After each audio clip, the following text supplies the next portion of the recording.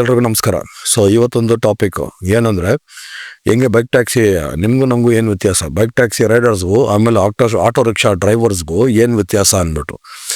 ಇದು bike taxi ಪರವಾಗಿಲ್ಲ, ಆಟೋದವ್ರು ವಿರುದ್ಧವಾಗೂ ಇಲ್ಲ. ಇದು ಒಂದು ನಾಲೆಜಬಲ್ ಕಂಟೆಂಟು. ಈ ಕಂಟೆಂಟ್ ಏನಕ್ಕಂದರೆ, ಹೆಂಗೆ ಹಿಸ್ಟ್ರಿ ಬಂದ್ಬಿಟ್ಟು ಮತ್ತೆ ರಿಪೀಟ್ ಆಗ್ತಿದೆ ಅಂತ ಹೇಳ್ಕೊಳ್ಳೋಕ್ಕೆ ಈ ಕಂಟೆಂಟು, ಈ ಟಾಪಿಕ್ನ ಚೂಸ್ ಮಾಡಿರೋದು ನಾನು.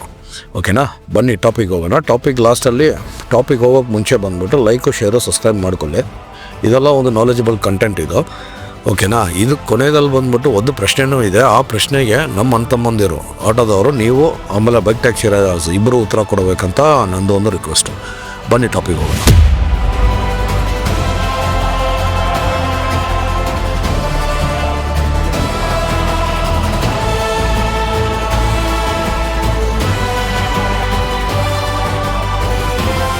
ಸೊ 1931 ಜೋಜಿರೋ ಮತ್ಸುದಾ ಅಂದ್ಬಿಟ್ಟು ಒಂದು ಮನುಷ್ಯ ಈ ಕಾರ್ಗೋ ತೊಗೊಂಡೋಗೋದಕ್ಕೆ ಒಂದು ಗಾಡಿನ ಇನ್ವೆಂಟ್ ಮಾಡ್ತಾನೆ. ಆ ಗಾಡಿ ಹೆಂಗಂದರೆ ಅರ್ಧ ಬುಲ್ಲಟ್ಟು, ಅರ್ಧ ಬಂದ್ಬಿಟ್ಟು ಕ್ಯಾರೇಜ್ ಟೈಪ್ ಮಾಡ್ತಾನೆ.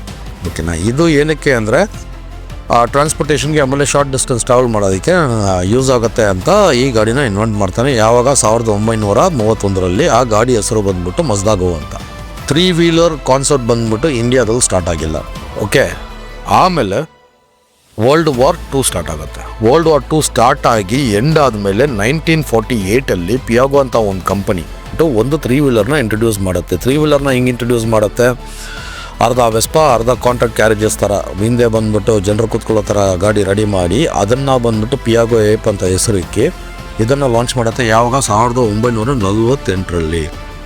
ಓಕೆ, ಇವ್ರ ಹೆಸರು NK ಫಿರೋಡಿಯಾ ಅಂದ್ಬಿಟ್ಟು.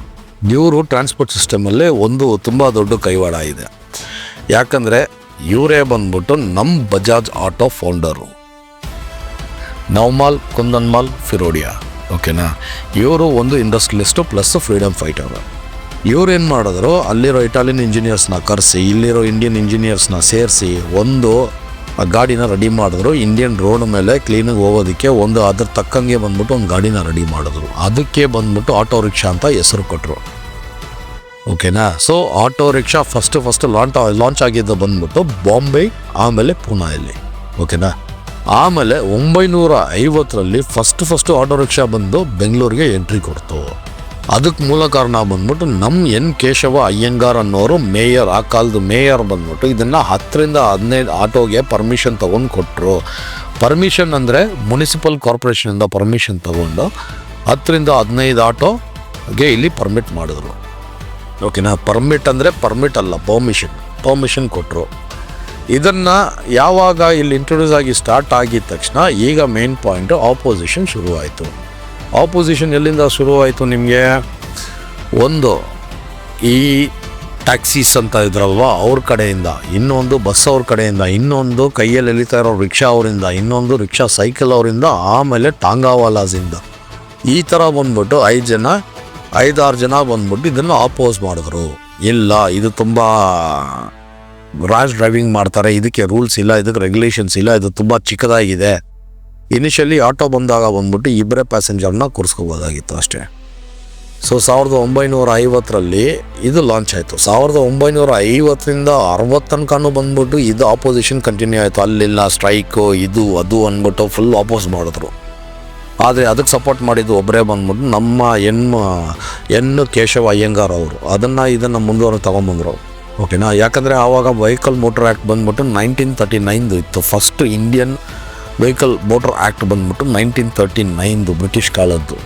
ಅದರಲ್ಲಿ ಯಾವುದೇ ಗಾಡಿನ ಬ್ಯಾನ್ ಮಾಡಬೇಡಿ, ರೆಗ್ಯುಲೇಟ್ ಮಾಡಿ ಅಂತಲೇ ಇದ್ದಿದ್ದು. ಓಕೆನಾ, ಅದೇ ಪ್ರಿನ್ಸಿಪಲ್ ಬರೋದು ಈಗ. ಓಕೆನಾ, ಸೊ ಆಮೇಲೆ 1960 1970 ತನಕನೂ ಬಂದ್ಬಿಟ್ಟು ಗವರ್ಮೆಂಟು ಇದನ್ನು ಬ್ಯಾನ್ ಮಾಡಿಲ್ಲ. ಜನರಿಗೆ ಈ ಟ್ರಾನ್ಸ್ಪೋರ್ಟು ತುಂಬ ಇಷ್ಟ ಆಗ್ತಿದೆ ಅಂದ್ಬಿಟ್ಟು ಇದನ್ನು ರೆಗ್ಯುಲರೈಸ್ ಮಾಡೋಕ್ಕೆ ಶುರು ಮಾಡಿದ್ರು.